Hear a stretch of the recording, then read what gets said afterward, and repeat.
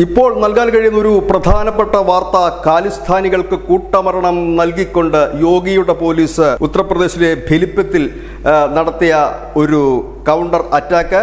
Police സംയുക്തമായിട്ടായിരുന്നു, Punjab UP police സംയുക്തമായി തിരച്ചിൽ നടത്തുന്നതിനിടയിൽ പോലീസിന് നേരെ ഗ്രനേഡ് എറിഞ്ഞ 3 ഖാലിസ്ഥാൻ ഭീകരരാണ് ഇപ്പോൾ കൊല്ലപ്പെട്ടതെന്നാണ് ഏറ്റവും ഒടുവിൽ ലഭ്യമാകുന്ന വിവരം.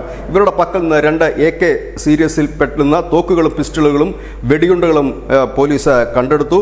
ഈ ഖാലിസ്ഥാൻ ഭീകരന്മാർ ഡിസംബർ 19 ഗുരുദാസ്പൂർ ജില്ലയിലെ പഞ്ചാബാണ്, അവിടെ തഹസിലെ വഡാല പോലീസ് സ്റ്റേഷനിൽ ബോംബാക്രമണം നടത്തിയ പ്രതികളാണ് ഇവർ.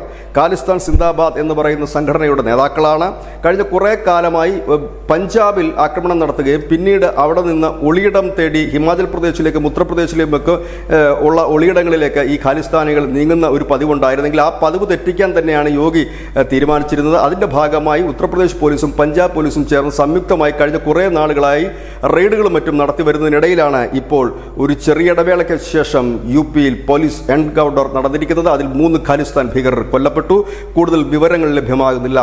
കൂടുതൽ വിവരങ്ങൾ ലഭ്യമാകുന്ന മുറയ്ക്ക് പ്രേക്ഷകരുമായി പങ്കുവെക്കുന്നതാകും. News India Malayalam.